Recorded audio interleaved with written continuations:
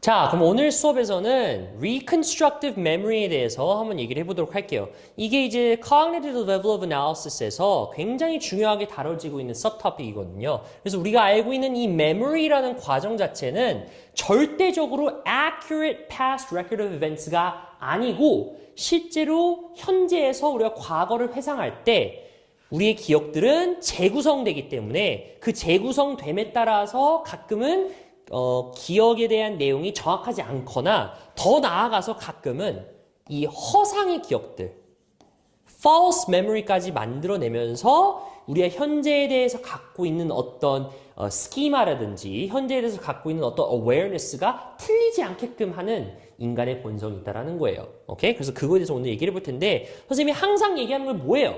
Psychology라는 학문 자체는 인간을 이해하기 위한 학문이에요. 인간이 특히 어떻게 생각하고 어떻게 think하고 behave하고 feel하는지를 이해를 하는 학문이기 때문에 아무래도 인간이 생각하고 행동하고 느끼는 방식 중에서 정확하지 않거나 어떤 인간의 그런 frailties나 weakness에서 좀 배우는 경우가 많아요. 근데 그렇게 배운다라는 거는 인간이 잘못됐다, 인간이 악하다 그렇게 얘기를 하려고 배우는 학문이 아니라 인간은 이러한 weakness가 있기 때문에 그 weakness를 이해를 하고 인간을 파악하는 데 있어서는 그런 weakness까지 이해하는 것이 중요하다는 걸 강조하기 위해서 만들어진 학문이라는 거. 그리고 우리가 그래서 이런 내용을 배우고 있다는 걸 항상 머릿속에 염두에 두고 있을 필요가 있어요. 오케이?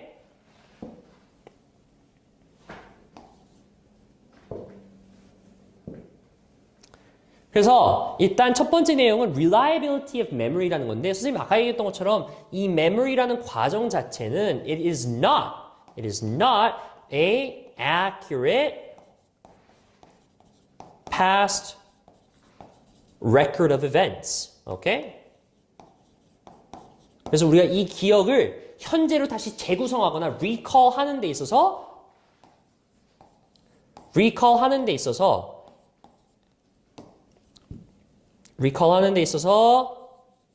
accuracy는 굉장히 떨어진다라는 거예요. 오케이? 뭐 accuracy가 떨어진다라는 거는 reliability도 그만큼 떨어진다는 뜻이겠죠. 근데 이게 실제로 real world에서는 어떤 implication이 있냐면 우리가 accuracy of judgments when it comes to court cases 할 때 만약에 우리가 증인 현장에 있었던 증인, eyewitness testimony를 할 때는 과거에 대한 recollection을 그 증인을 모셔놓고 그 증인의 증언을 듣는 게 굉장히 중요한 건데 만약에 이 recollection이 사실이 아니라고 하면 그러면 그 증인을 모셔와가지고 얘기하는 내용 자체가 굉장히 unreliable하고 실제로는 너무 큰 비중을 두고 증거를 채택하려면 안 되는 거겠죠. 그래서 그러한 내용이 실제로 우리가 이 reliability of memory를 배우는 내용이랑 연관이 있어요. 오케이? 실제로 in 75% of court cases where people are found through DNA to have been wrongly convicted, the original guilty verdict was based on an unreliable eyewitness testimony. 그러니까 진짜 심각한 거죠, 이거는. 그러니까 물론 어쩔 수 없이 우리가 eyewitness testimony를 활용하는 거지만 이제는 우리가 이 memory에 대해서 reliability가 낮다라는 걸 알기 때문에 너무 심각한 범죄에 대해서는 예를 들어서 뭐 murder라든지 뭐 sexual assault라든지 그런 케이스에 있어서는 이 eyewitness testimony는 보조 증거로 들어가게 되고요. 더 강력한 물증인 이 DNA 테스팅이나 뭐 surveillance camera라든지 그런 거를 좀 더 의존을 하게 돼요, 이제는. 실제로 이게 75% 정도가 wrongly convicted 됐을 때 이유는 unreliable한 eyewitness testimony 때문이었다. 꽤나 충격적이죠. 그러면 memory가 unreliable한 이유는 왜 그렇다고 그랬죠? 우리의 기억은 recall 할 때 재구성되기 때문에 그렇다는 거예요. reconstructive 되기 때문에 라고 합니다. 오케이? 아까 얘기했던 것처럼 memories are not accurate recollection of events, but instead they are considered as reconstructions. 오케이? 우리가 기억을 하는 데 있어서 recall을 하는 데 있어서 reconstruction 되는 과정인 거고 실제로 우리가 현재에 갖고 있는 어떤 스키마들이나 우리가 어떤 expectation을 갖고 있을 때 또는 어떤 기분에 있는지 또는 어떤 existing knowledge를 갖고 있는지 컨텍스트에 맞춰서 또는 어떤 태도에 갖춰서 또는 새롭게 갖게 된 스테레오타입에 의해서도 다 영향을 받는다라는 거야. 오케이? 그러니까 우리가 이 recall을 하는 데 있어서는 온갖 영향을 받기 때문에 그리고 그걸 이제 알기 때문에 우리가 memory에 대해서는 조금 조심스럽게 특히 memory의 accuracy에 대해서는 좀 조심스럽게 접근할 필요성이 있다라는 거를 얘기를 해주는 거예요. 오케이? 자, 우리가 schema라는 게 뭔지 선생님 항상 쓰는 definition 있죠? schema라고 하는 거는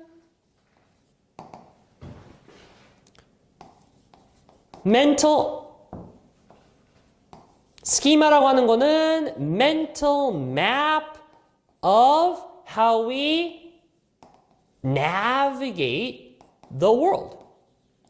우리가 세상을 살아가는 데 있어서 어떤 멘탈적인 기준들을 갖고 있냐에 따라서 살아갈 때 우리는 스키마를 활용한다고 하는데 말 그대로 it's used to interpret the world and sometimes fill in gaps in knowledge that we have using our schemas. 그래서 이 mental map이라고 할 때도 있고 선생님이 shortcut이라고 할 때도 있죠.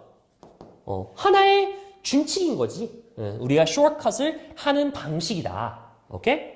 물론 schema에 대해서 fixed한 definition이 없다라는 거는 너무나 큰 schema theory의 limitation인 거 알고 계셔야 됩니다. 오케이?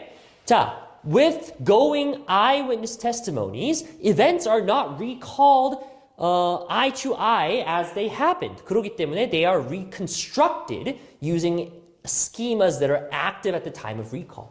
자, 그런 경우에 있어서는 똑같은 어떤 범죄 사건이 past에 일어났다고 하더라도 직후 테스티모니를 받거나 1년 후에 받거나 2년 후에 받거나 내용이 달라질 수 있다는 거죠. 굉장히 위험하죠, 그거는. 근데 다시 얘기하지만 위험하다고 해서 그 증거를 활용하지 못하냐 이건 아니에요. 활용하는 데 있어서 그걸 감안해야 될 필요성이 있다는 거지. 오케이? Reconstructive memories, as I said, are influenced by several factors. One of the main factors, aside from active schemas, readily made expectations, so on and so forth, is due to misleading information. Okay? 이 misleading information은 이제 유도 신문, 유도를 할 수 있다는 게 가장 중요한 쟁점이에요. It could be due to misleading questions or suggestive questions about how people are led to think in a certain way in the past. Okay? 그래서 그거를 우리가 post-event information이라고 하는데 어떤 사건이 일어나고 나서에 대한 정보, 그러니까 그 사건이 일어난 정보, 그 순간의 정보가 아니고 일어나고 나서 어떤 fed 되는 misleading information이 있을 때 it could lead to some people having false memories about the events. 그러니까 recollection에 넘어서서 아예 그냥 가짜 기억까지도 우리가 만들어낼 수 있다라는 거예요. 오케이?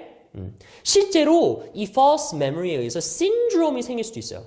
신드롬이라고 하는 건 굉장히 복합적인 증상을 갖고 있는 되게 치료하기가 어려운 질병들을 신드롬이라고 얘기하는데요. It's whereby traumatic memories, okay? Traumatic memories that are apparently recovered, that was supposed to be repressed after the event, they could be actually false memories that are created by suggestion through the questioning process. Okay? 그러니까 원래는 억압되어야 되는 어떤 트라우마의 기억들이 이런 false information이나 어떤 misleading questioning을 통해서 유도가 됐을 때 생기는 어떤 질병도 있다라는 거예요. 오케이? 그러니까 굉장히 심각한 부분인 거죠, 이거는.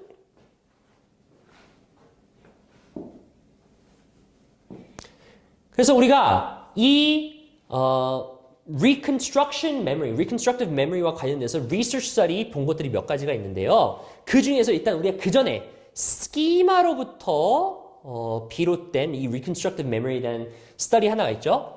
Bartlett 1932. 굉장히 오래전에 진행된 스터디였는데 hallmark 스터디죠. 선생님이 얘기하는 굉장히 중요하고 계속 회자가 되는 스터디라고 얘기했었죠. 이 Bartlett 1932 기억나죠? 이 War of the Ghost라는 이제 folk tale이 있는데 그걸 이제 그 영국에 있는 학생들 보고 서로 recollection 하라고 했을 때 어떤 방식으로 자기네들의 스키마에 맞춰가지고 옛날 Navajo, Native American story였는데 조금 더 자기네들, 그 영국 애들에 맞춰서 makes little sense to them이었는데 어떻게 바꾸어서 그 내용을 재구성해서 retell을 했는지에 대해서 진행을 했던 스터디죠. 오케이? 실제 스터디에 대한 내용이나 이런 것들은 지금 관련된 내용은 아니기 때문에 얘기하지는 않겠지만 간단하게 리마인드를 해주자면요. The memory of the story as they recalled it got increasingly shorter and it changed to fit the participants' cultural background, which is British. Okay? 그래서 원래 그 스토리가 시작하는 방식이랑 끝나는 방식이 굉장히 다른데 결국에는 리텔 하면서 내용도 짧아지고 중요했던 어떤 디테일들은 소실되면서 Once Upon a Time and Happily Ever After 이렇게 클래식한 웨스턴 스토리로 좀 바뀌게 됐다라는 내용이었었죠. 근데 그게 왜 그러냐면 이 스터디가 그래서 왜 중요하냐면 it illustrates how memories can be reconstructed based on what cultural schemas we can have. 실제 이 Navajo Indian 스토리에 대한 중요성은 점점 떨어지면서 내가 어떤 스키마를 가졌는지에 따라서 그 스토리에 대한 accurate recollection보다는 얼마나 내가 알고 있는 스키마에 맞춰져서 재구성이 되느냐. 이거를 잘 보여줬던 스터디예요. Okay? Where we remembered what we should think have happened based on experience rather than what actually happened. 그러니까 여기서 이제 expectation의 내용이 들어가는 거죠. What we expect should have happened. Okay? 자, 조금 더 이 reconstructive memory, 실제로 reconstructive memory라는 표현 자체를 규명하신 분인 Elizabeth Loftus and Palmer study를 1974 때 진행을 했었죠. 자, 이때 진행했던 내용이 뭡니까? 자, 대학교 학생들 또는 고등학교 학생들을 미국에서는 이제 고등학교 때부터 16살 때부터 이제 운전을 할 수 있으니까 고등학교 학생들을 이제 두 군으로 나눠 가지고 어떤 비디오를 보여줬어요. 어떤 비디오를 보여줬는데 그 비디오가 두 차가 서로 충돌해서 사고가 나는 어떤 비디오였어요. 그래서 그 두 군에게 그 두 그룹들에게 그룹 A하고 그룹 B에서 그걸 보여줬는데 그룹 A에다가는 뭐라고 물어봤냐면 How fast were the cars going when they How fast were the cars going when they contacted each other? Versus, how fast were the cars going when they smashed into each other? 자, 이 둘 간의 차이가 뭐냐면 A는 훨씬 더 그 leading verb에 있어서 어조가 굉장히 좀 약하죠. 그렇죠? Whereas group B 같은 경우는 when they smashed into each other라고 하는 거는 마치 그 둘 간의 충돌이 훨씬 더 증폭되게끔 유도된 질문이에요. 근데 실제로 그 유도된 질문이 먹혀 들어갔다는 거지. 같은 비디오를 봤는데도 그룹 A 같은 경우는 컨택트라고 했을 때 체감됐던 속도가 있잖아요. 여기 지금 how fast were the cars going 이었기 때문에 체감되는 그 속도, miles per hour 그걸 수치화를 했는데 수치가 실제로 A에서는 좀 어느 정도 높았고 B 같은 경우는 훨씬 더 높았어요. 그 체감됐던 miles per hour 서로 충돌했을 때의 속도가. Okay? This illustrates how post-event information 또는 충돌하고 나서 우리가 물어봤을 때 질문 있잖아요. 사후 어떤 정보가 misleading information can affect the reliability of eyewitness testimony. 만약에 이게 실제로 어떤 교차로에서 일어났던 사고에 대해서 우리가 recollect를 할 때 물어볼 때 how fast were the cars going when they smashed into each other 라고 하면 실제 우리가 목격했던 거 그리고 그 순간에 느꼈던 어떤 스피드에 대한 체감이 훨씬 더 높게 증폭이 될 수도 있겠죠. 이 스터디에 따라서는 Loftus and Palmer 1974에 따라서는 오케이? 그래서 이 스터디도 우리가 얘기했다는 거 굉장히 중요한 홀마크 스터디예요.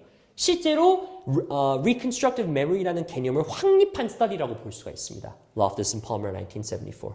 선생님이 항상 얘기하는데 우리가 LAQ나 SAQ를 쓸 때 요 reference 있잖아. 그치? Bartlett 1932, Loftus and Palmer 1974.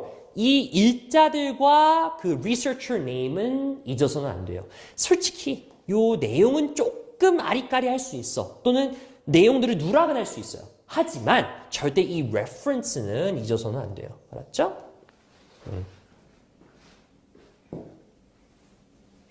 자, 그러면 reconstructive memory라는 개념에 대해서 한번 evaluation을 진행을 해볼게요. 자, 우리가 LAQ든 SAQ든 항상 포함되어야 되는 내용이 evaluation이라고 그랬죠. 그렇죠? 이게 얼마나 본인이 critical thinking이 가능한지를 보여주는 지표예요. 왜냐면 evaluation이라고 하는 거는 strengths 또는 positive 또는 limitations 또는 negative를 둘 다 써야 되는 하나의 키워드예요. 우리가 뭔가를 evaluate를 한다는 거는 we need to be able to weigh the strengths and limitations of a certain concept or theory. 오케이? 그래서 이 부분들은 strength가 되겠고요. 이 부분들은 limitation이 되는데 한번 봅시다. One of the main positive evaluations of the reconstructive memory is that we can understand the effect of false memories when it comes to evaluating claims of legal disputes. 그래서 만약에 우리가 false memory of sexual abuse 이런 게 발생했을 때 they can have shattering consequences for the victims' families. Okay? 또는 even the convicts' families. Okay? The accused families. 그렇기 때문에 it highlights the role of showing how such claims could be due to creations of suggestion rather than accurate recollection of past events. Okay? 또 eyewitness testimony가 실제로 legal system에서 갖는 그 비중이 많이 줄어들었어요. 이때 이후로. Okay? In Britain, it's no longer possible to convict based on the strength of an uncorroborated EWT. 그러니까 eyewitness testimony 하나만 가지고는 절대 비중이 다뤄지지 않고요. 다른 플러스 알파의 증거가 있어야 그걸 가지고 convict를 할 수가 있다는 거예요. Okay? And often the unreliable nature of memories led researchers to develop new techniques to improve the recall of memories. Okay? 실제로 그래서 cognitive interview라는 테크닉이 도입되면서 우리가 eyewitness testimony를 bias를 들어가면서 recollection 되게끔 하는 게 아니라 최대한 그 past event가 intact한 상태로 recall 될 수 있게끔 유도를 하는, 그러니까 나쁘게 유도가 하는 게 아니고 최대한 그때의 상황을 보존하면서 recall 할 수 있게끔 물어보는 질문들이 바로 cognitive interview가 되겠습니다. 실제로 그래서 그렇게 도입을 해가지고 그 증언을 이끌어냅니다. 자, 근데 이렇게 장점이 있음에도 불구하고 단점은 있죠. 자, 이 reconstructive memory에 대한 단점은 most of the eyewitness testimony research is laboratory based. 그러기 때문에 낮은 ecological validity가 있다는 거죠. 물론 실제 상황에서 eyewitness testimony 때문에 reconstructive memory라는 게 발생된 게 맞지만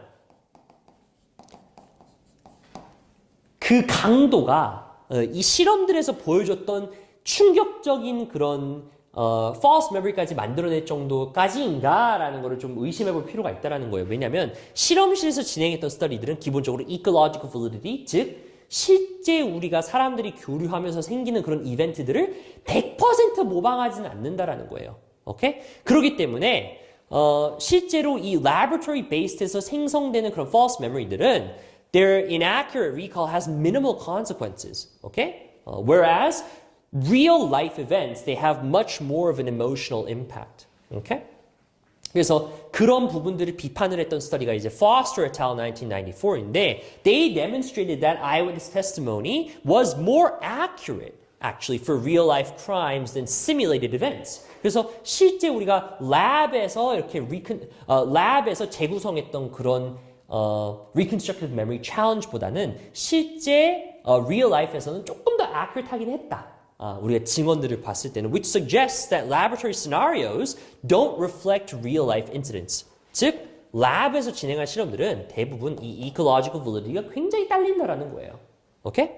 현실을 제대로 대표하지 못하는 특성을 우리가 ecological validity라고 얘기한다고 선생님이 항상 얘기했었죠. 스터디를 evaluate 하는 데 있어서 얘는 되게 중요한 팩터가 되겠습니다. 오케이? 또 participants do not expect researchers to deliberately mislead them. So, inaccurate recall is to be expected since they believe researchers are telling the truth. 이건 이제 researcher bias의 일종이겠죠.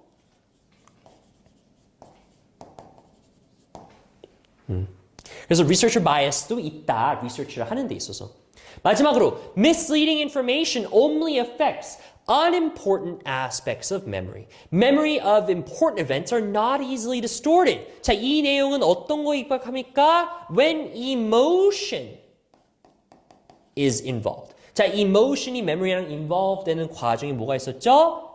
flashbulb memory. 그렇죠? flashbulb memory가 있었죠. 그런 경우에 있어서는 어쩌면 inaccurate recall이 되게 어렵다라는 거지. 왜? 감정이 같이 결부된 기억에 있어서는 surprisingly high degree of accuracy를 우리가 기억을 하고 있다는 거예요. Remember, flashbulb memory는 우리 Brown and Kulik 1977 있었죠? 그 study 기억하셔야 돼요. Okay? So memory of events is actually not easily distorted if emotion is involved in it. Okay? 그런 evaluation이 있다는 것도 기억하셔야 되고. 자, practical application에 있어서는 아까 얘기했죠. 좀 얘기를 했는데 다시 한번 강조를 하자면 advertising에 있어서도 they apply post-event information on memory by using nostalgic events 또는 nostalgic 어떤 imagery to manufacture false positive memories of their products. 그래서 우리가 어떤 프로덕트에 대해서 안 좋은 기억을 갖고 있다고 하더라도 그 advertising에 있어서는 더 좋은 post-event 이펙트를 불러일으키면서 프로덕트를 다시 한번 구매하게끔 유도를 하는 그런 이펙트를 exploit 할 수 있다는 뜻이겠죠. 오케이? 그 다음에는 이 reconstructive memory라는 개념 자체가 it illustrates how the mind and the brain are split. 오케이? 그거에 대한 개념이 좀 divide 되는 디베이트를 보여주는데 얘기했던 것처럼 memory들은 accurate한 recollection of past events가 아니고 they appear to be reconstructions which indicate that memory is not stored in a physical sense but instead it's kind of like some elements of the mind are non-physical and thus beyond biological explanation. 그래서 이 not stored in physical sense라는 거를 보여주는 게 이제 engram이라는 개념이었었죠. 그렇죠? 우리가 기억을 하는 unit of memory라고. 근데 이 engram이 어떻다고 그랬어요? 선생님이 그 models of memory 얘기할 때 engram은 실제로 split되고 다시 우리가 기억을 해야 될 때는 reorganize 된다고 그랬었죠. 그렇죠? 우리가 기억을 하는 그 단위 자체가 engram 자체가 저장될 때는 우리 뇌의 각각 다른 곳에 split돼서 저장을 하고 다시 기억을 해야 될 때는 재정렬이 돼서 reorganize가 돼서 recall이 된다는 과정이기 때문에 요 중간 과정에서 split하고 reorganize 되는 과정에서 inaccurate해질 수가 있죠. 이 engram의 개념 자체도 reconstructive memory에 힘을 주는 개념이에요. 오케이? 근데 우리가 과거에 기억이라는 게 뭔가 biologically encoded 된다라고 생각했던 개념을 타파하기 때문에 이것도 reconstructive memory도 하나의 가치가 있는 개념이라는 걸 볼 수가 있죠. 오케이? 자, 그러면 오늘 여기서 마무리하도록 하겠습니다.